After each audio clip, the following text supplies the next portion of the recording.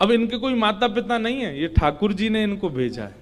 अब चोखो मेला को देख करके, उस बालक को देख करके ब्राह्मणी ने मन में विचार किया, अगर मैं इस बालक को लेकर के गई तो सब लोग पूछेंगे ये कैसे जन्मा, मैं सबको क्या उत्तर दूंगी, मेरी बात कोई नहीं मानेगा कि झोली में अपने आप आ गया।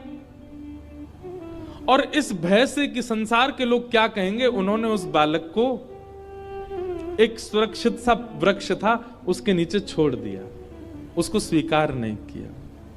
तभी कुछ चर्मकार वहां से निकल रहे थे, उनमें से एक की दृष्टि पड़ी और उस रोते हुए बालक को देख करके उन्होंने उसको स्वीकार किया और भगवत प्रसाद मान करके एक चर्मकार परिवार ने चोखो मेला जी का पालन पोषण किया। धीरे धीरे वो बड़े हुए। अब क्योंकि उनके माता पिता चर्मकार परिवार के हैं, इसलिए कई जगह उनको मंदिर में जाने से रोक दिया जाता। पर ठाकुर जी तो किसी की जात पात नहीं देखते ना, ठाकुर जी तो सबसे प्रेम करते हैं। चोखो मेला जी अपने पिता के साथ में खेती बाड़ी करते थे।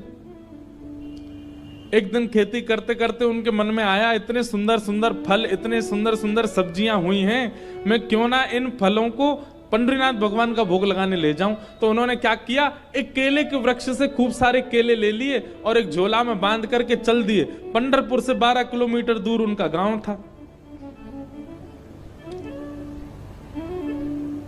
जैसे ही पहुंचे पंढरपुर, इतने आनंद में भर गए कि उन्होंने विचार ही नहीं किया। बहुत लोगों ने रोकने का प्रयास किया कि इनको मंदिर में ना घुसने दिया जाए, ये अधिकारी नहीं है, लेकिन वो तो इतने भाव में आ गए कि वो घुसते ही चले गए। और जैसे भीतर पहुंचे महाराज, लोगों ने घेर करके चोखो मेला जी को पीट दिया, बहुत मारा, उनके वस्त्र फाड़ दिए, सिर में चोट लगी, हाथ में चोट लगी, पैरों में चोट लगी, सब जगह इतना जख्म दे दिया। चोखो मेला जी रोते रोते वापस आ गए। पंडरीनाथ भगवान को भोग नहीं लगा पाए।